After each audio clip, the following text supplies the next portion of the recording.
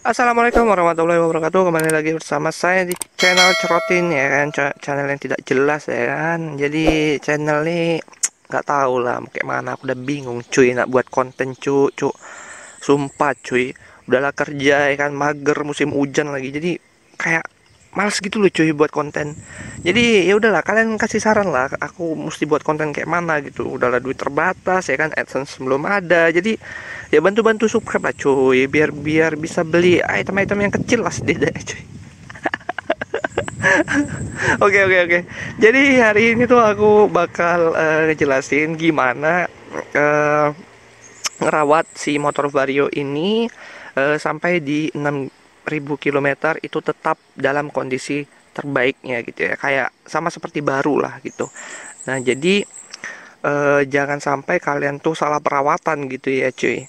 Kemudian ini untuk gambaran kalian aja, misalnya nanti mau membeli motor ini, jadi tuh kalian tuh ada ancang-ancang gitu loh, kayak apa sih, kayak gambaran gitu, kayak gambaran motornya tuh mesti gimana gitu. Jangan dibiarin, jangan ngikut orang, jangan ini nggak ganti oli juga nggak apa-apa kok, ini juga dibawa gini juga nggak apa-apa kok gitu ya. Jangan ikutin orang gitu cuy, karena memang namanya juga, kemudian cara bawa kita, cara ngegas itu tuh semuanya berpengaruh. Jadi ya ini untuk gambaran kalian gimana cara ngerawat motor Vario biar di 6.000 km tetap dalam kondisi terbaik. Oke lah, yang pertama itu pastinya ada di servis mesin cuy. Servis mesin untuk motor Vario baru yang kayak gini nih biasanya tuh hanya oli aja. Nah, penggantian oli itu kalau dari ngambil baru itu tuh setiap 1.000 km pertama. Misalnya kalian baru beli pertama motor dari dealer, itu tuh 1.000 km itu wajib diganti olinya. Dan sampai dan batas waktu dan batas waktunya itu di 2 bulan pertama. Jadi antara 2 bulan sama 1.000 km itu tuh cepatan yang mana? Misalnya kalian ambil motor ini tuh udah 3 bulan, tapi kilometernya masih 800 misalnya, belum sampai 1.000, itu wajib diganti karena motor kalian tuh udah mencapai 2 bulan lebih. Kemudian gimana kalau belum sampai sebulan tapi udah 1.000 km? Nah, itu wajib kalian ganti olinya. Walaupun motor ini baru dipakai 2 minggu, tapi untuk oli awal itu sudah mencapai 1.000 km gitu cuy ya. Jadi yang mana yang duluan lah tercapainya, antara 2 bulan pemakaian motor atau 1.000 km pemakaian motor pada saat kalian ambil motor ini baru dari dealer cuy. Jadi gitu ya cuy ya. Ingat aja kalian 2 bulan duluan atau 1.000 km duluan. Kemudian servis oli yang kedua itu ada di 2.000. Nah, jadi servis oli kedua itu 2.000. Servisnya itu oli mesin dan oli gardan. Kalau aku udah pakai aja gratisan dari dealernya itu biasanya 4 kali servis kan. Udah pakai aja semuanya, langsung kalian ganti di 2.000 km. Kemudian nanti setelah 5.000 km kalian bisa mengganti kedua olinya, oli mesin dan oli gardan. Kemudian plus servis ringan. Kayak servis ringan itu bongkar box filter ini, dibersihkan saringannya. Kalau saya rasa sih bongkar saringannya itu nggak perlu ganti saringan cuy, cukup dibersihkan aja karena baru 5.000 km gitu ya. Tapi tergantung kondisi motor juga sih. Kalau memang saringannya itu udah kotor banget, udah ada rusak gitu ya, jadi 5.000 km, ya mungkin kondisi wilayah kalian tuh yang ekstrim gitu ya, ya itu diganti aja cuy ya. Paling harganya 30 ribuan lah untuk saringan yang di dalamnya. Kemudian ini dibersihkan boxnya. Kemudian box CVT juga ini dibuka dan dibersihkan dari debu-debu. Kalau kemarin tuh aku nggak sampai bongkar CVT-nya ya, cuma boxnya aja.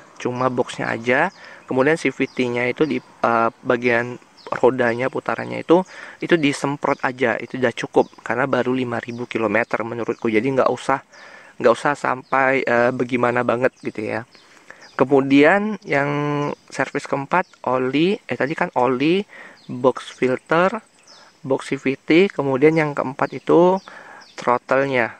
Cuy, itu dibongkar, dibuka dari bagasi, dibuka dan dicuci, dibersihkan. Setelannya harus setelan sesuai standar aja, nggak usah diapa-apain, nggak usah di otak-atik gitu ya, bilang abang bengkelnya gitu ya.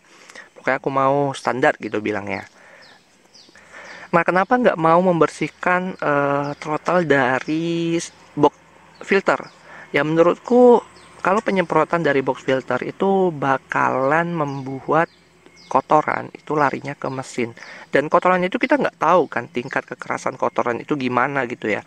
Kalau dilarikan ke mesin itu bakal ngebuat gesekan-gesekan pada piston nantinya gitu, karena kita nggak tahu cuy kotorannya itu berupa apa. Kalau cuman udara kosong biasa ya no problem, cuman kan nanti di pembakaran juga nggak bakal efisien, nggak bakal enak gitu, karena sebenarnya di dalam pembakaran itu nggak boleh ada sesuatu benda pun yang terbakar kecuali bensin, karena bakal ngebuat nimbulin asap, nimbulin kerak gitu cuy, logikanya cuy.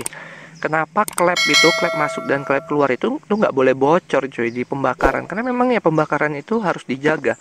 Lah ini pembakarannya disemprot dengan ya kotorannya harus dibawa ke sana gitu kan, nggak masuk akal gitu cuy, menurutku ya cuy, menurutku ya. Cuman mungkin Honda punya perhitungan lain, cuma nggak tahu ya metode kayak gitu asli dari Jepang atau dari Indonesia gitu ya.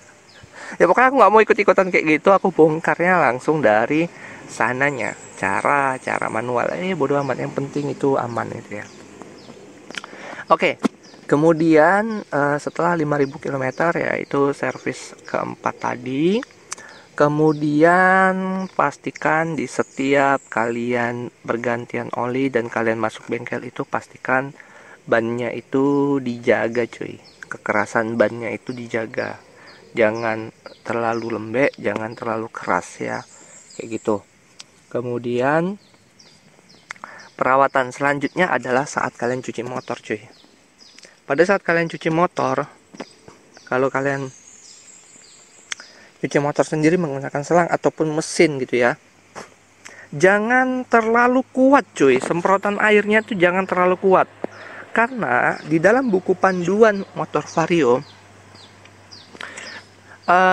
semprotan air untuk kekerasannya itu ada batasnya cuy.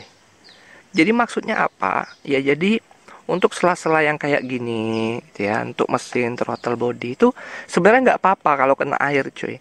Tapi kalau kena air dalam kompresi yang tinggi, airnya tuh bakal menembus ke dalam sela-sela mesinnya cuy. Bukan mesin aja, throttle body bisa udara ya, saringan box apa sih namanya nih, aduh lupa pula, radiator gitu ya. Radiator bisa masuk ke knalpot ya, bisa semuanya lah, bisa ke dalam rem, bisa ke dalam CVT, itu mungkin aja air gitu cuy. Nah, jadi di dalam buku panduan itu diatur untuk maksimal kompresinya. Aku juga nggak tahu maksimal kompresinya berapa, coba nanti aku buka-buka. Nah, pokoknya itu jangan terlalu kuat lah, nyemprotinnya itu jangan terlalu kuat. Kalau bisa tuh, kalau kalian pakai selang, itu nanti selangnya tuh disebar aja gitu, dipakai tangan, disebarin gitu. Model sebar gitu airnya. Jadi jangan sistem satu arah nyemprot di satu titik gitu. Nah, kemudian body-body ini misalnya masuk air juga, di dalamnya kan banyak kabel-kabel cuy. Jadi kalau kalian semprot itu kabelnya bakal mati cuy. Nah, ini kan bisa masuk air ini. Kalau kalian semprotnya terlalu kuat ya, itu bakal masuk ke dalam cuy, masuk ke sela-sela lampu, apalagi lampu-lampu depan ini. Nah, lampu-lampu depan ini kalau kalian semprot terlalu kuat itu bakal masuk. Ini semua motor, di semua jenis kendaraan, mau mobil, mau apapun, itu semua diatur kapasitas untuk kekuatan dari air yang kita gunakan untuk mencuci. Nah, belum lagi kayak gini cuy, sela-sela kayak gini, oh masuk air cuy, bingung cuy, konslet ntar. Jadi kalian kalau dalam mencuci motor, usahakan jangan terlalu kuat di dalam penggunaan tekanan airnya gitu cuy ya. Selanjutnya, perawatan selanjutnya pada perawatan kilometer rendah, usahakan mesin itu jangan terlalu dipaksa untuk performanya, karena memang semua komponen yang baru di dalam ini itu tuh masih rawan semuanya ya.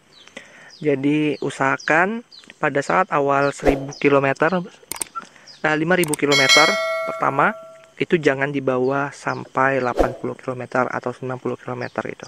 Konstan aja di 60-an. Atau kalau bisa di 50 km cuy.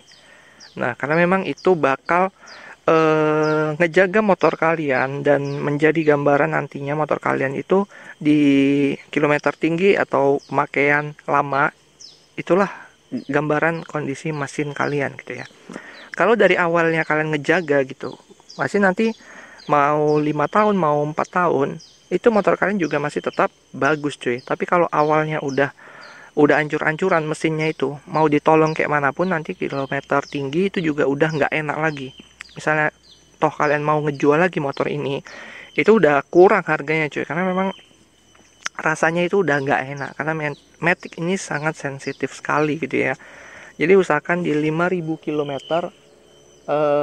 awal kalian itu pakainya dijaga lah. Kalaupun mau buru-buru ya usahakan jangan terlalu dipaksa. Kemudian bagian mengatur gasnya juga harus dikira-kira lah. Kalau mau tarik gas itu jangan asal dari mesin nggak dari mesin diam gitu ya, dari mesin diam atau dari mesin lambat gitu ya langsung kalian gas tinggi gitu. Jangan cuy, jangan, karena di bagian mesin itu juga terhentak cuy, apalagi bagian CVT-nya ntar ya, itu juga nggak bagus cuy. Jadi kalau kalian mau tarikan awal itu ya pelan aja, slow cuy, slow. Jadi dari pelan naik kayak gitu. Jadi jangan langsung dihentakkan gitu ya, santai aja lah, kalian nggak usah buru-buru lah. Kalau pakai motor Honda ini jangan buru-buru ya, kecuali kalian mau pakai motor 2 tak atau motor trail gitu ya, boleh lah entak-entakan gitu ya. Ini motor Honda dan motor Matic lagi, jadi harus ekstra hati-hati dalam perawatannya. Kemudian perawatan selanjutnya adalah dalam kondisi diam tapi kalian ngegas. Ngerti ya, misalnya kalian lagi tanjakan di lampu merah cuy, tanjakan di lampu merah, otomatis untuk mengimbangin kadang kita kan ngegas gitu ya biar dia diem gitu ya. Itu salah cuy. Sebenarnya kalau kita ngegas itu CVT udah jalan, jadi ngebuat CVT itu jalan di tempat dan akhirnya ngebuat bagian CVT-nya itu panas cuy ya. Itu udah banyak kejadian lah kayak gitu.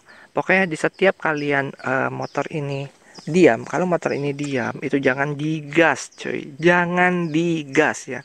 Usahakan kalau ngegas, setiap ngegas itu wajib ban itu muter cuy. Kalau kalian ngegas wajib ban itu muter. Jangan kalau kalian ngegas kondisi motor tetap diam dan bannya itu nggak muter, jangan.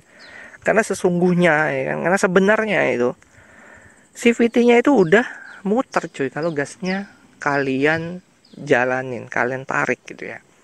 Jadi itu jangan dilakukan pada motor kalian, mau motor baru kayak mau motor lama kayak itu, janganlah gitu ya. Oke lah, mungkin itu aja video dari saya kali ini. Semoga bermanfaat tipsnya dan semoga kalian sehat selalu, sukses selalu. See you and bye bye.